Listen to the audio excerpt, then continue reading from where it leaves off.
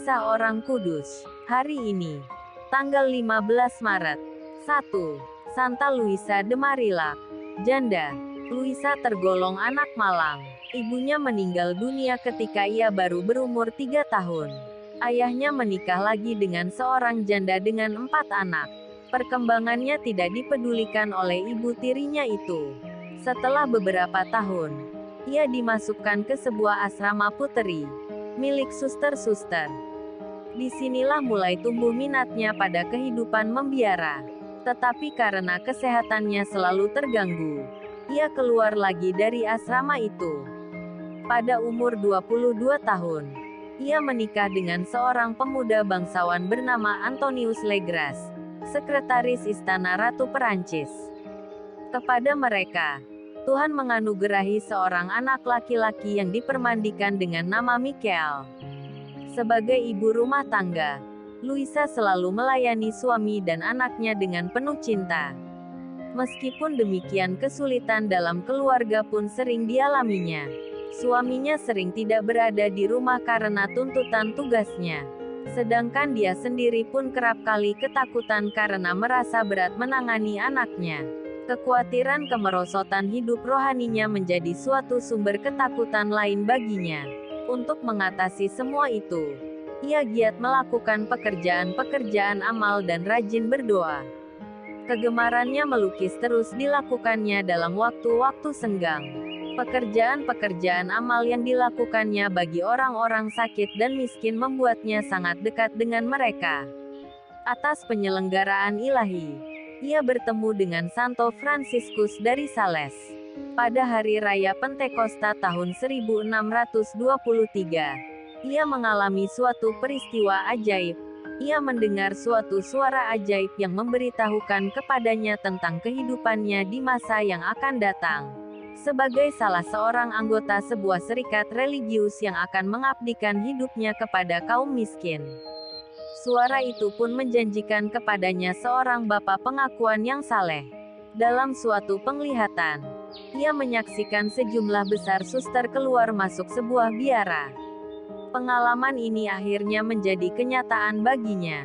Pada tahun 1625 ketika suaminya meninggal dunia, Luisa mulai memasuki corak hidup baru seperti yang dikatakan oleh suara ajaib itu.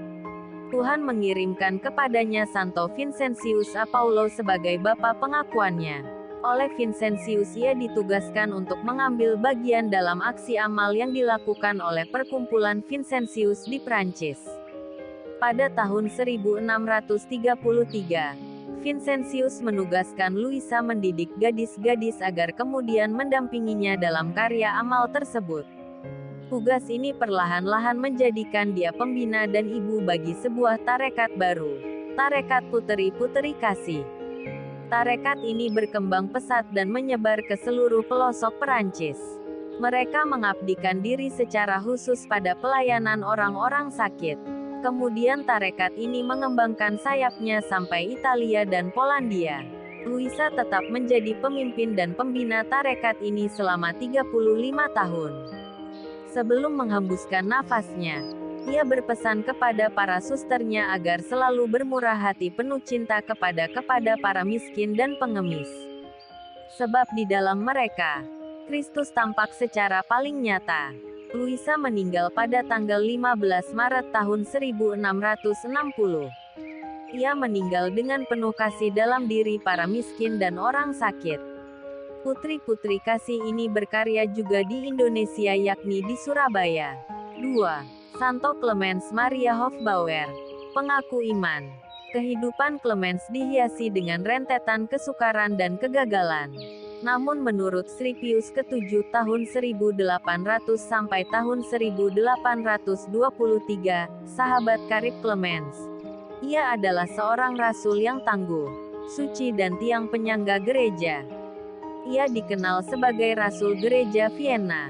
Ia lahir pada tanggal 26 Desember tahun 1751 di Taswitz, Moravia, bagian dari wilayah Cekoslovakia. Sejak masa mudanya, ia bercita-cita menjadi imam. Tetapi keluarganya yang hidup dari hasil peternakan sapi tidak mempunyai apa-apa untuk menyekolahkan dia. Oleh karena itu, ia menjadi tukang roti semenjak berumur 15 tahun. Beberapa tahun berikutnya, ia menjalani corak hidup baru sebagai pertapa sambil tetap melakukan pekerjaannya sebagai tukang roti. Sekitar tahun 1780, Yosef II sebagai Kaisar Romawi membumihanguskan pertapaan-pertapaan yang ada. Karena peristiwa ini, Clemens pergi ke Vienna. Di sana ia terus melanjutkan pekerjaannya sebagai tukang roti. Sementara itu ia mengikuti kuliah di Roma dan Vienna dari tahun 1780 sampai tahun 1784. Kemudian ia masuk biara Redemptoris di Roma dan ditabiskan menjadi imam tahun berikutnya. Sebagai imam baru, Clemens dikirim ke Vienna untuk mendirikan sebuah biara Redemptoris. Namun usahanya ini gagal karena perlawanan dari pengikut-pengikut Kaisar Yosef II yang ingin menundukkan para imam ke bawah pemerintahan absolut negara. Sebagai gantinya, ia dikirim ke Warsawa untuk memimpin kelompok umat Katolik yang berbahasa Jerman. Ia mengirim para misionaris untuk mendirikan biara-biara Redemptoris di Jerman, Swiss, daerah-daerah Baltik, dan berbagai daerah di Polandia. Kira-kira pada tahun 1808, ia dipaksa oleh hukum antiklerus dari Napoleon pertama untuk meninggalkan Warsawa. Ia kembali ke Vienna, dan di sana diangkat menjadi pastor pembantu untuk biara suster-suster Ursulin dan rektor untuk gereja mereka yang mulai dibuka untuk umum. Ia bersama pembantunya bekerja dengan giat untuk menghidupkan kembali gereja Vienna dengan mempertobatkan umat-umat dan menolong orang-orang sakit dan miskin. Akhirnya, namanya mulai dikenal banyak orang, termasuk para pembesar negara dan profesor-profesor universitas. Pada tahun-tahun terakhir hidupnya, sebagai bagian dari rencananya untuk mewariskan iman Katolik yang benar di Vienna, Clemens mendirikan sebuah sekolah Katolik untuk para imam dan awam. Kecuali itu, pada kongres di Vienna, ia dengan gigih berusaha menggagalkan gerakan gereja nasional. Ia juga berusaha mendapatkan izin dari pemerintah untuk mendirikan sebuah perkumpulan Redemptoris di Vienna. Usahanya ini membuat dia dikenal sebagai pendiri Ordo Redemptoris kedua.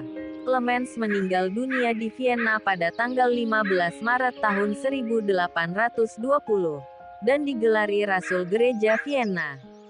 Santa Luisa de Marillac dan Santo Clemens Maria Hofbauer, doakanlah kami. Kak Carla Channel.